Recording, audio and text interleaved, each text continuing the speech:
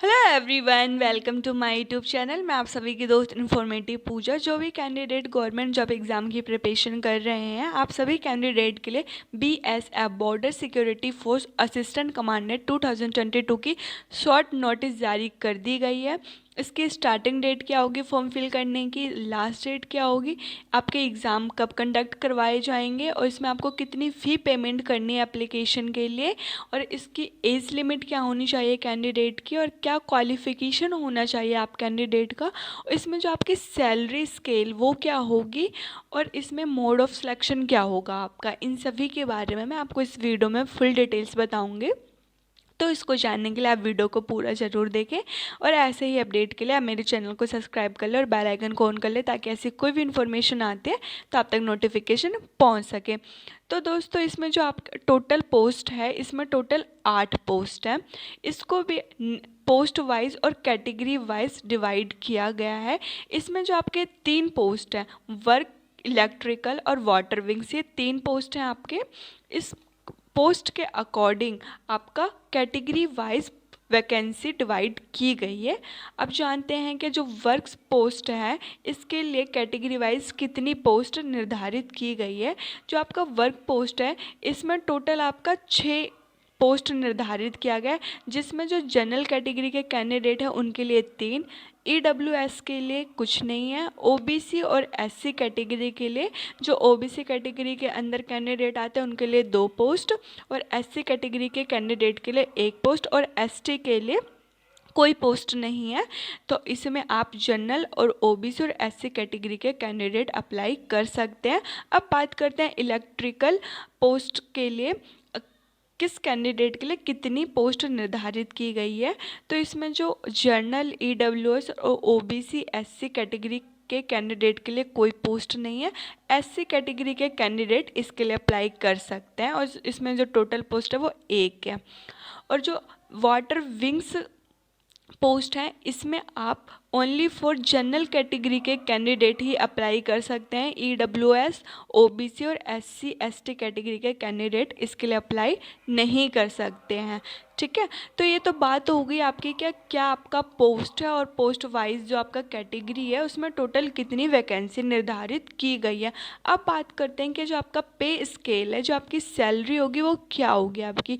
जो आपकी starting salary होगी वो आपका 56,100 रुपये होगा, और जो आपका मैक्सिमम सैलरी होगी वो आपका 1,77,500, ये आपकी सैलरी इसमें है। अब बात करते हैं आप कैंडिडेट की क्या क्वालिफ़िकेशन होनी चाहिए, किस पोस्ट के लिए किस कैंडिडेट की क्या क्वालिफ़िकेशन होनी चाहिए, तभी आप उसके लिए एलिजिबल माने जाएंगे। तो जो भी कैंडिडेट वर्क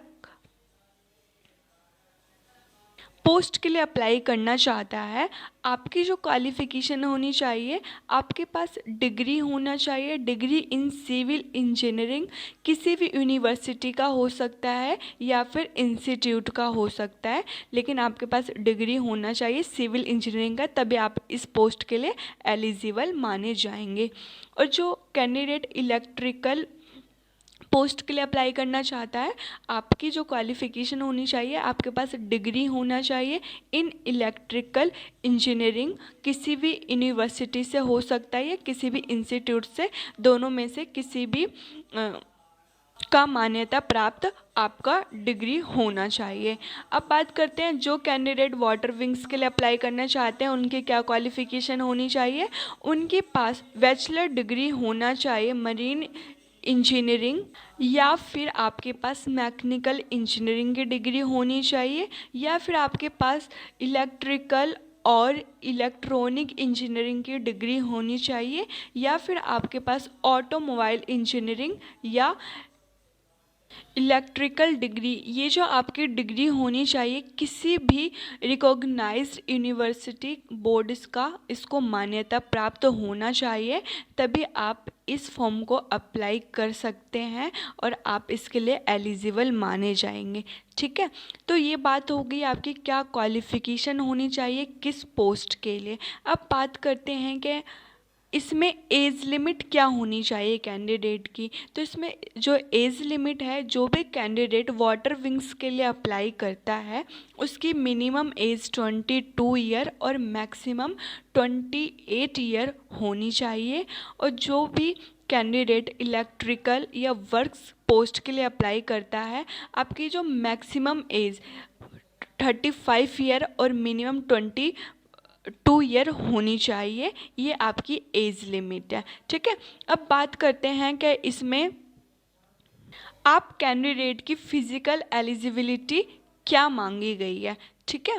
तो इसमें जो भी कैंडिडेट अगर मेल है तो आपका जो हाइट होना चाहिए वो 165 सेंटीमीटर होना चाहिए, और जो फीमेल कैंडिडेट है आपकी हाइट 157 सेंटीमीटर होना चाहिए, तभी आप इसके लिए अप्लाई कर पाते हैं। जो मेल कैंडिडेट है उनकी जो चेस्ट का होना चाहिए वो 81 टू 86 सेंटीमीटर होना चाहिए, और फीमेल कैंडिडेट के लिए कोई निर्धारित नहीं है कि आपको इतना ही होना चाहिए, वो कितना भी हो सकता है, ठीक है। ये बात होगी फिजिकल एलिजिबिलिटी की। अब बात करते हैं कि इसका मोड ऑफ सिलेक्शन क्या होगा कैंडिडेट का।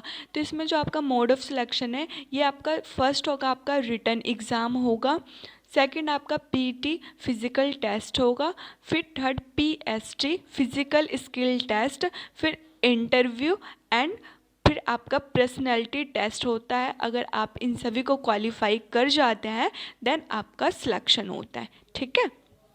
हमने क्वालिफ़िकेशन और क्या मोड ऑफ सिलेक्शन की तो बात कर लिया। अब बात करते हैं इसके स्टार्टिंग डेट क्या होगी फॉर्म फिल करने की। तो जो इसकी स्टार्टिंग डेट होगी फॉर्म फिल करने की वो अक्टूबर 2022 से इसके फॉर्म फिल किए जाना शुरू हो जाएंगे, लेकिन अभी जो इसका डेट है वो निर्धारित नहीं किया गया है।